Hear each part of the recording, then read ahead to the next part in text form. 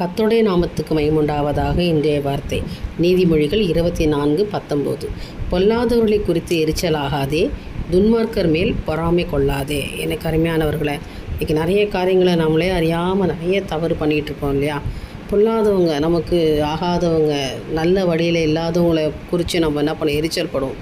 அவன் நல்லா இருக்கிறான், அவனுக்கு மட்டும் எதுவுமே நடக்க மாட்டேங்குது, நான் ஆண்டவரை நோக்கி பார்க்குறேன், நான் ஆண்டவருக்கு உண்மையாக இருக்கேன், எனக்கு மட்டும் ஏன் இப்படி நடக்குது அப்படின்னு சொல்லி மற்றவரோடு ஒப்பிட்டு நாம் எரிச்சல் ஆகிறது குறித்து ஆண்டவர் நீ சொல்ல எரிச்சல் ஆகாதே, பொல்லாதவர்களை குறித்து எரிச்சல் ஆகாதே, அப்படிப்பட்டவங்களை விட்டு நீ விலகு.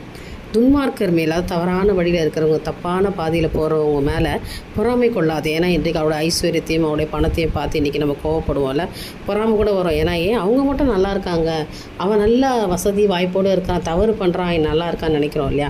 ஆனால் ஆண்டவர் சொல்கிறாரு, நீ பொறாமை கொள்ளாதே மகளே, அதை நான் விரும்புவதில்லை. கர்த்தரிடத்தில் நீ மனமகிழ்ச்சியாக இரு, தேவன் சமூகத்தில் நீ உத்தமனாக இரு, நீ உத்தமையாக இரு. கர்த்தர் உன்னுடைய உத்தமத்தை பார்த்து உன்னை ஆசீர்வதிப்பார். அதான் பொல்லாதவர்களை குறித்து எரிச்சலாகாதே, துன்மார்க்கர் மேல் பொறாமை கொள்ளாதே. இப்படி நாம் நம்மளை விட்டு அந்த பாதையை விட்டு விலக்கி நம்மளை பாதுகாத்து கொள்ளும் போது கர்த்தர் நம்மளை இன்னும் அதிகமாக ஆசீர்வதிக்கிற தேவனாக இருக்கிறார். நிச்சயமாக இந்த நாளில் ஒரு ஆசீர்வாதத்தை உங்களுக்கு கொடுப்பார். நம்பிக்கையோடு நாளை துவங்குங்க. என் தேவனுக்கே மகிமை உண்டாகட்டும். ஆமென்.